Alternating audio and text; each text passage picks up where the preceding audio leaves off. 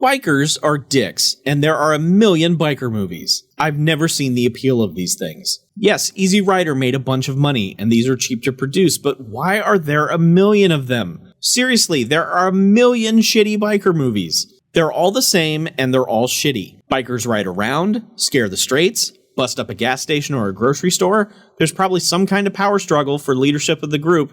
Everyone hangs out in the desert, and so on. Ugh, they're the worst. Two things drew me to Arrow Video's Blu-ray release of a biker movie called Psychomania, though. One, it was British, which usually all these shitty biker movies are American, and so I thought it would be interesting to see a shitty British one. And B, it's purportedly a horror film. I put my biases aside and hit play on the disc. For you. They were just ordinary troublemakers as long as they lived.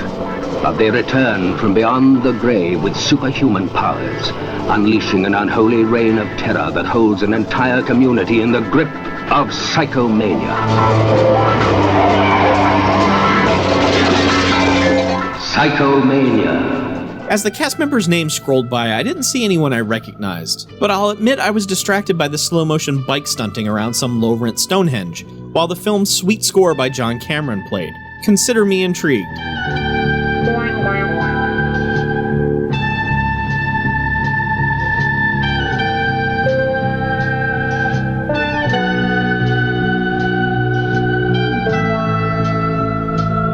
Doesn't take long before bikers are being bikers, though, as the gang in this movie, The Living Dead, murder a motorist for daring to obey traffic laws.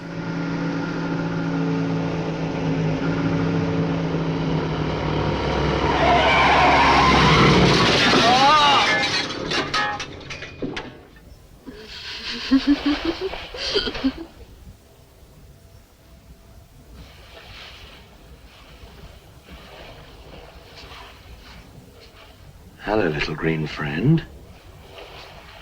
Gently there. I won't hurt you. Tom, what are you doing? Tom, are you all right? Tom, you're not human. I'm sorry, but sometimes I just don't understand you. One minute you want to make love to me, the next minute you don't even notice if I'm there. Sometimes you scare me. Wait, not because of the murder you just participated in, but because he stopped kissing you to catch a frog? Let's cross over. Cross over? To the other side. How do we do that? We kill ourselves. Oh, Tom. Not that again. Yes. Wait, this doesn't scare you? You've got issues, girlie. Main biker Tom comes from a posh yet bizarre family, and I realize I do recognize their butler. That's George Sanders, and I'll talk more about him in a few minutes, but for now I'll just say that you might recognize his voice as Shere Khan the tiger from Disney's The Jungle Book. Tom is still obsessed with death, though, and after a visit to the family's spooky projector room, he realizes that death is absolutely the way to go, and he sets out to end it all, believing that if you go out with determination and really want to come back from the dead, you will.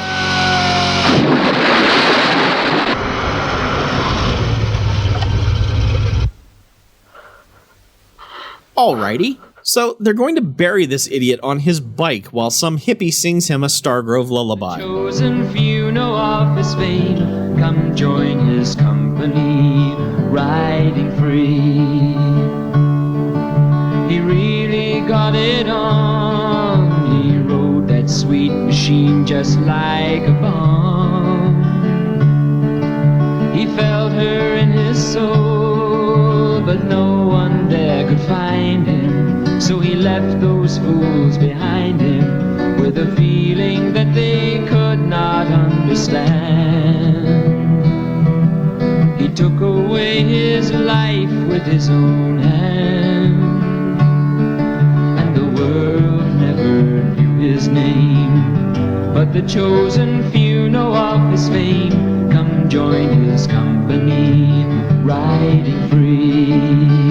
Man, the 1970s were something else. Sanders shows up to drop some frog jewelry in his grave and is rather nonplussed by the ceremony. The power of frogs brings him back, just as a broken-down motorist cuts through not Stonehenge to get back to his garage quicker. And that's bad news for him.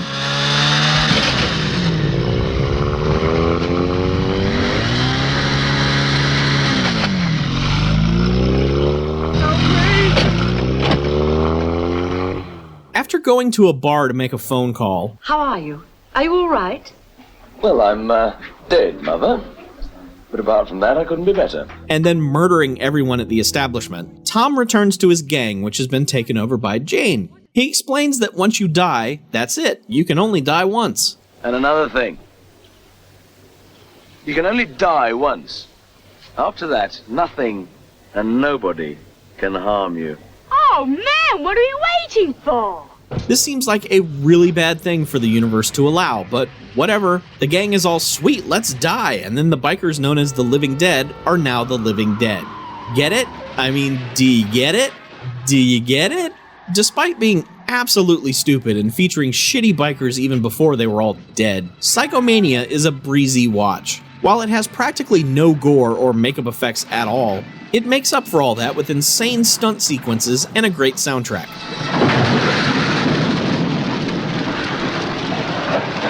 It also features John Levine in a brief role. Levine played Benton in over 70 episodes of classic Doctor Who, including some episodes with 4th Doctor Tom Baker, not to be confused with Tom the Biker. Arrow Video's Blu-ray has a surprising number of bonus features for a goofy, low-budget British biker horror movie. There's a terrific 14-minute interview with star Nicky Henson, where he explains how acclaimed British theater actors like himself can end up in the worst B pictures. Henson shares some hilarious stories. There's a 2010 featurette that runs 25 minutes and features interviews with Henson and other cast members Mary Larkin, Dennis Gilmore, Roy Holder, and Rocky Taylor. Despite their more prestigious careers, they're all having fun talking about this goofy thing. A friend of mine's daughter went to a party, a goth party, in Los Angeles, and she came home with new respect for her mother because one of her mother's friends was in a movie that her friends thought was good. Henson's stories here are similar to the ones he tells in his solo featurette, but have clearly been embellished over the years.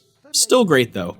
George Sanders committed suicide shortly after making this film, and rumor was it was after seeing a rough cut of Psychomania. This was hinted at in the first featurette, but is expanded on more here. It's sad and tragic, and man, that's one hell of a suicide note. Speaking of notes, there's a 9-minute interview with composer John Cameron, at the end of which he jams out the theme from this movie. So great.